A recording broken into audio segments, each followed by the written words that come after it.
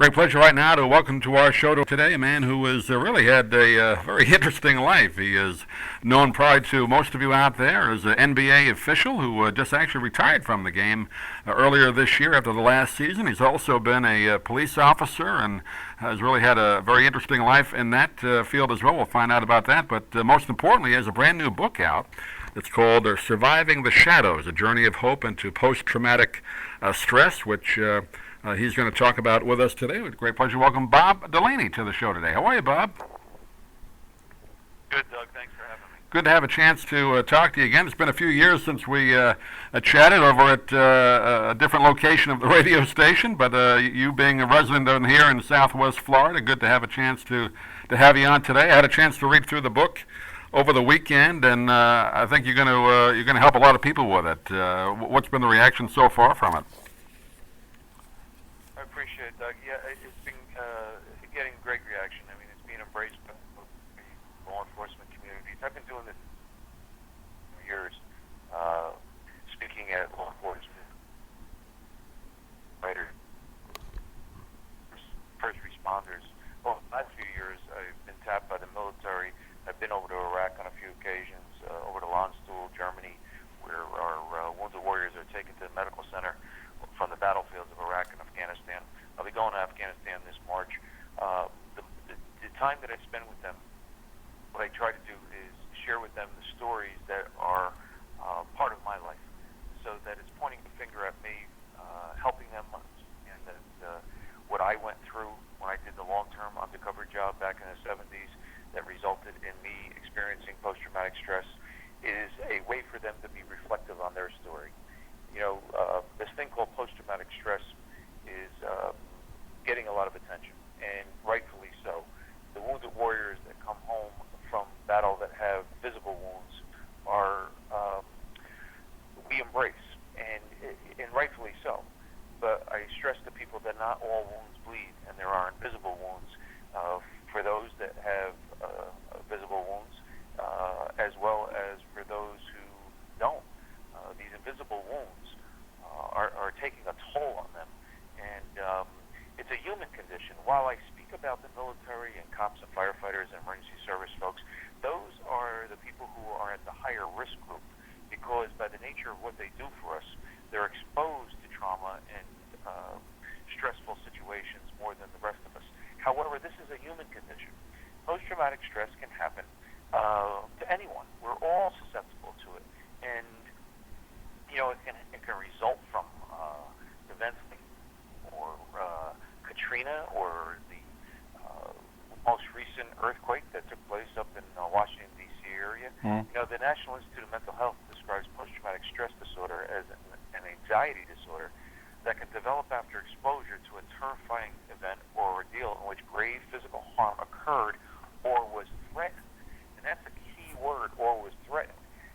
Many times we get judgmental about this thing and say, well, it really wasn't that bad of an event, or I really didn't get injured as a result. But it is also the fear or the threat of physical danger that causes for post-traumatic stress. And at times it doesn't show up for a period of time afterwards. So this is something very real. It's been talked about by Sophocles as far back as when he was writing plays. I mean, this has been around forever. In World War I, we called it shell shock. World War II, we called it battle fatigue. It is a real human condition, and it is our obligation, in my belief, to provide education and awareness, and that's what I'm hoping to do with Surviving the Shadows. Yeah, I was just going to mention it's been kind of a misunderstood condition. You mentioned the term shell shock and battle fatigue, and I guess in the past people have just said, well, you know, it's something you just have to, you know, blow off and get through it. But it is really a condition that at times, or maybe at all times, could use professional therapy or help, right? I mean, it's not something you should try and handle on your own necessarily, right? Well, that's where my belief is that peer-to-peer therapy is the first line of defense. So I'm not advocating that right away you run to a doctor or a clinician. What I'm sharing with the troops and cops and firefighters is peer-to-peer therapy. So I experienced it, and that's why I know it works. For example, you know my story, Doug, and you know Sure. infiltrated the organized crime families in northern New Jersey. When I surfaced from that investigation, I thought that was going to be the greatest day of my life, and it turned out probably to be one of the worst. I was going through tough times. You know, that value of trust I violated, in my view, by becoming friends with people and telling on them. It's an unwritten rule on a schoolyard that you don't tell on your friends. We're socialized that way. Plus, I went through levels of paranoia, thinking they were going to come after me after I had surfaced from doing investigative work. There's high levels of hyperarousal, hypervigilance, isolation, avoidance, all the telltale signs of post-traumatic stress. However, back in that time frame, we didn't know what it was. We didn't have a clinical diagnosis until 1981 for this. So I got lucky. A guy by the name of Dr. Hank Campbell was doing some work for Jersey City Police Department. I was there as well. He was my college psychology professor, and we started doing some informal therapy work. I explained to him what I was going through, what I was feeling, and at one point, he was the first person who ever said to me, "You're going through post-traumatic stress disorder." I went into denial. I said, "That's what stuff guys coming back from Vietnam are going through, not me." You know, people in uniform, people that serve, people that have badges, like to think of themselves as being able to leap tall buildings in a single bound, like we can handle everything. So I went into that denial, and then I got lucky again. Louis Freeh was a case agent. He became the 15th director of the FBI, and he saw that I was going through tough times, and he introduced me to Joe Pistone, an FBI agent that you know by the name of Donnie Brasco. And Joe and I are friends to this day. But when I spoke with Joe, I knew he got what I was talking about because he went through a similar circumstance. And I use that word very carefully, similar. We don't go through the same circumstances or situations. We go through similar.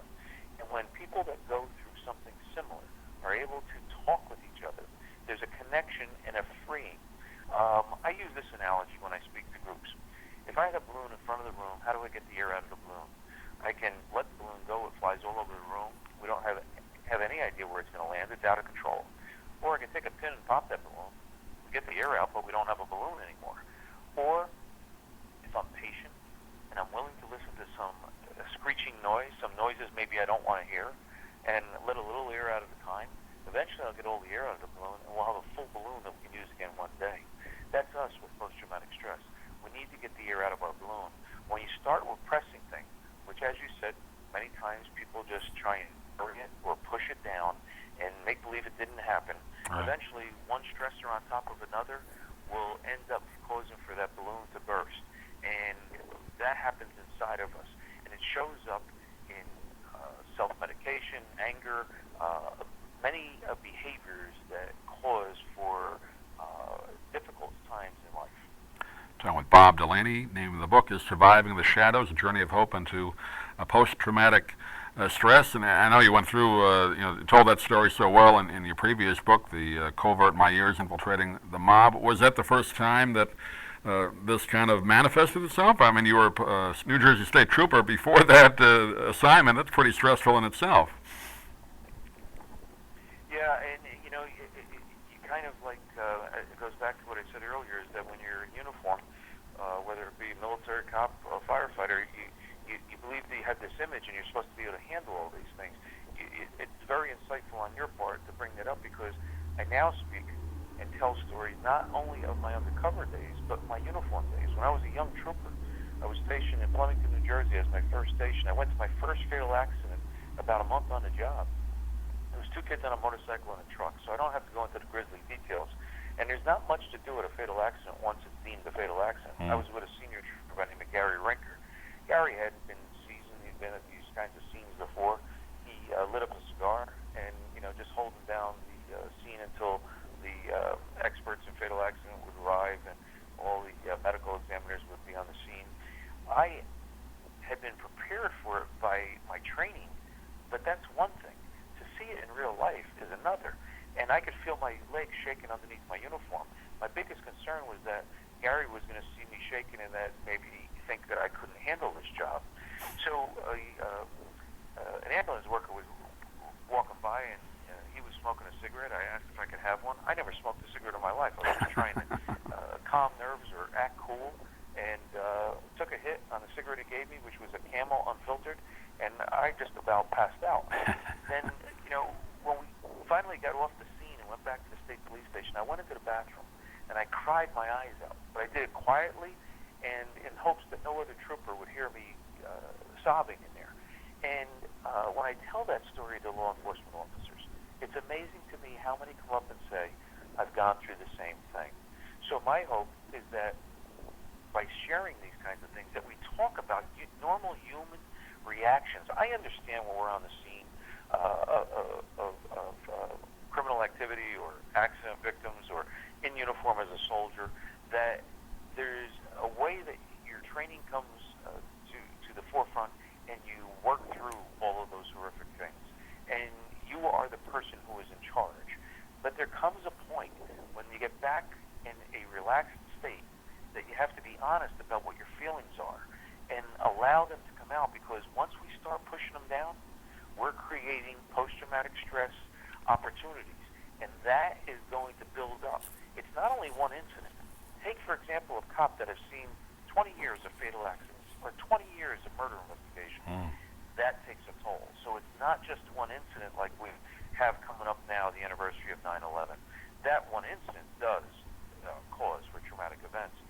But my point being, it need not be just one incident. It could be multiple incidents that cause for this. Do you find, Bob, obviously it can manifest itself in both men and women, but I would guess from just reading the book and talking to you now that men probably suffer more from this because men are kind of trained not to show their emotions. Women are a little bit better at talking about things that bother them. Does that have anything to do with it? I think that that's a safe assumption. However, I know that there's doctors at colleges doing studies now. Bank Arts is doing great work at Wayne State University. Dr. Namandi Poole is doing work at Smith College up in New England and doing exact studies of what you're talking about to see and find if there is a cultural, gender difference in how we interact with our emotions and how the potential for post-traumatic stress exists between different genders and cultures. So that's important work to be done. I'm a big believer in peer-to-peer therapy, as I said earlier, as being the first line of defense in post-traumatic stress. I think we've been doing this in reverse order. We're waiting until post-traumatic stress becomes post-traumatic stress disorder, and then we start trying to figure out how to solve the condition.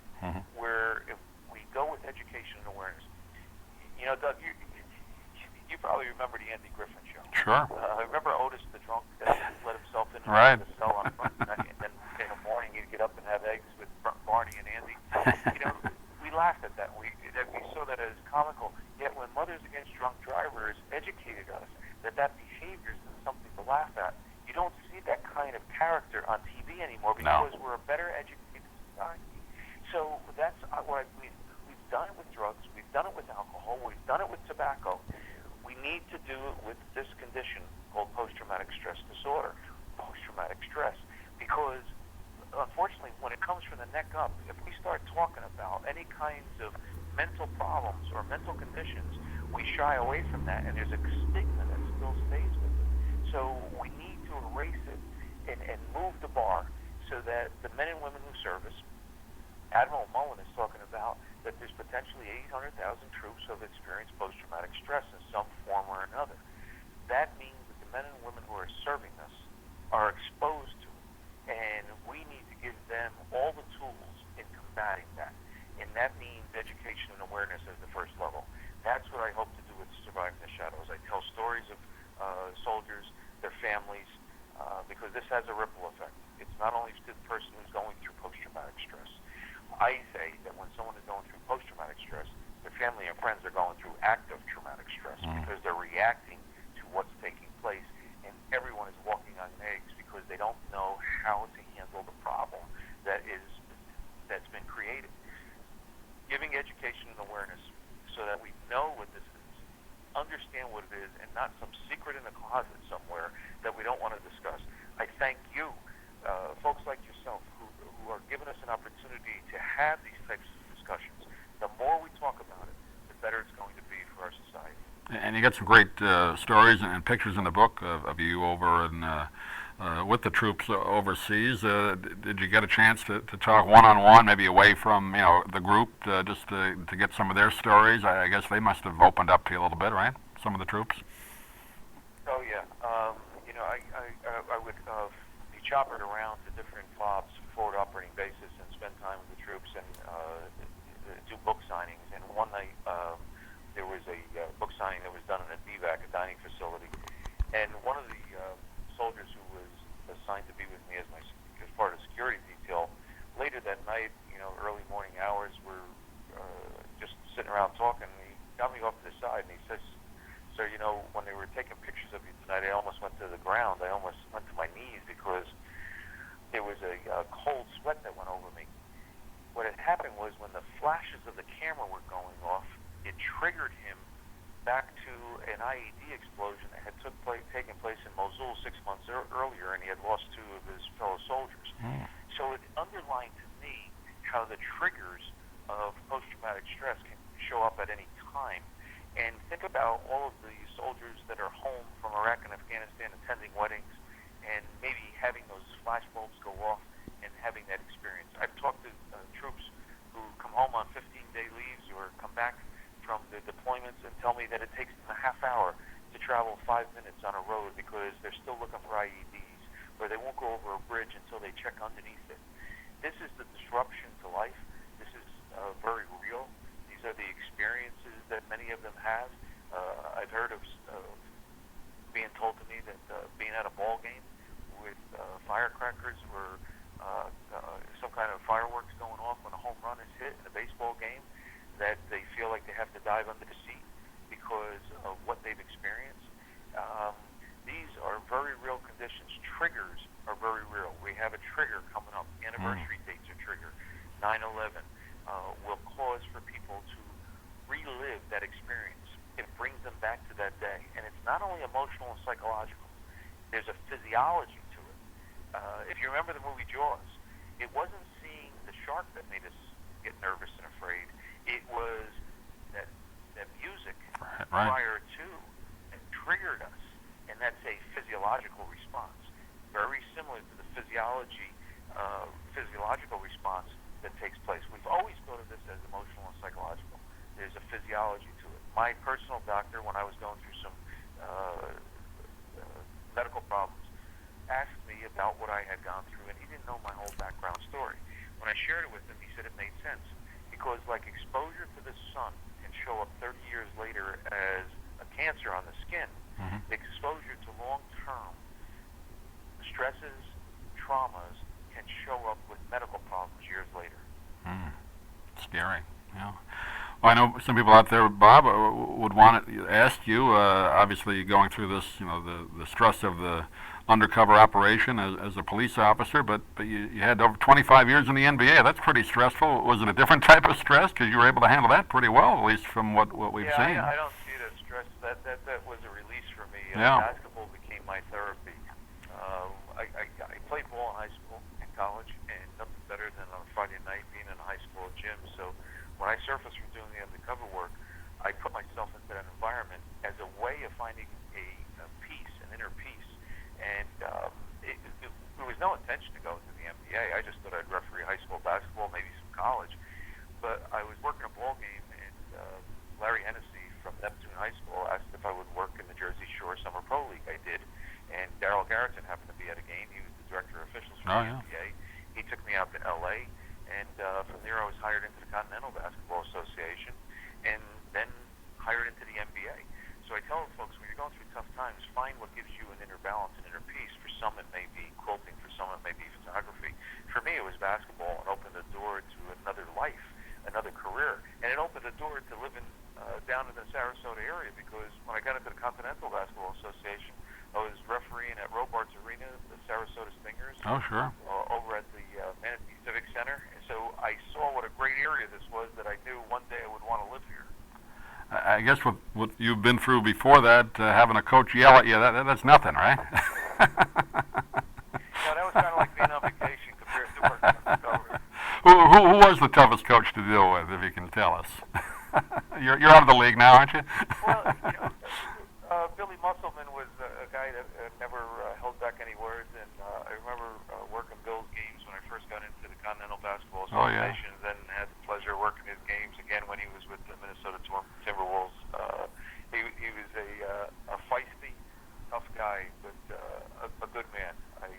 enjoyed Bill when I got to know him, even off the court, because as you know, Bill lived down here. Sure. And his son now, I believe, just got a job coaching a team out in California, I think. Is that Eric? I think. Yeah, Eric's back.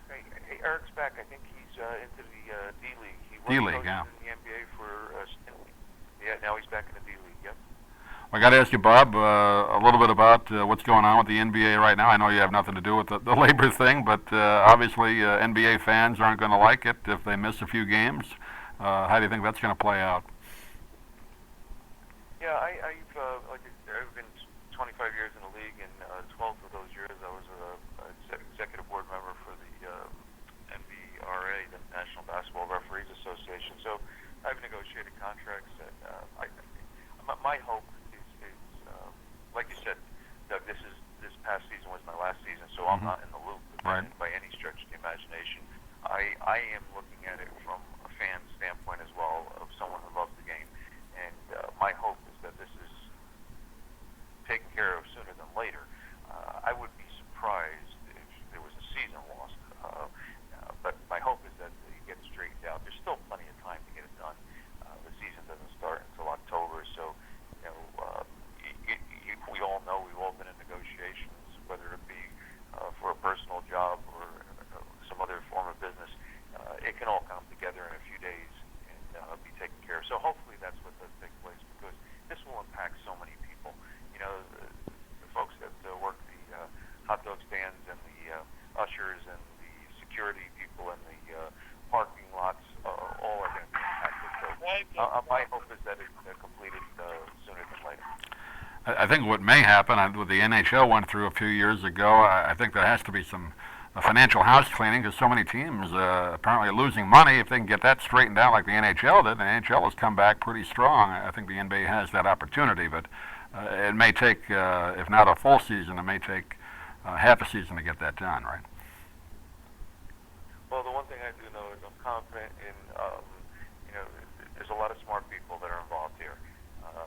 Commissioner Stern and all the people in the office, as well as the owners and Billy Hunter and the Players Association. I'm sure that there's going to be a way that they can figure this thing out. We've been talking with Bob Delaney. The name of the book is Surviving the Shadows and Journey of Hope into Post-Traumatic Stress. Bob, are you going to be doing any book signings in the Sarasota, Tampa area coming up? People can go check you out. Yeah, we are. In fact, this September 22nd, I'll be in Barnes & Noble in St. Pete, 23rd in Tampa, 24th in Sarasota. On the 24th in Sarasota, it's a Saturday afternoon at 2 o'clock. Tampa is at 7 o'clock p.m. and St. Pete 7 p.m. as well. This next week, I'm going on a ride. In the book, there's a section called 21st Therapies, and I research therapies that are not traditional style therapies. And one I'm going to partake in, and it's a bicycle ride from Ground Zero to Shanksville to the Pentagon with 250 plus wounded warriors. So we're going to ride, and it'll be therapy as well as an inspirational and rewarding way of honoring those who were victims from 9/11. And to be with those troops will be a special experience for me. And then along the way, there are some book tours over the next month and a half. So a lot going on, and retirement's keeping me busy. Yeah. And if you get a chance, Bob, send me an email with the details on the Sarasota thing. I'll post that, do a special article on that if you would. So we'll let the folks know about where you're going to be. But you have a website, Bob? I know you do. We give out that. Also, I'll send you the Facebook page if you can put that up. That way people can get to me if they want to talk. Sometimes, it's a way to start the process of having a conversation even online. Great. About what they're experiencing. So I'll share that with you. And again, thank you for giving me this opportunity to share this message. Appreciate you taking a few minutes, and we'll look forward to talking to you from time to time down the road. And it's an important story. I'm sure people are sad that you had to go through that, but I think you're helping people, and I think that's the most important thing that comes out of this. So thanks for being with us tonight. Thanks, Doug. Stay safe.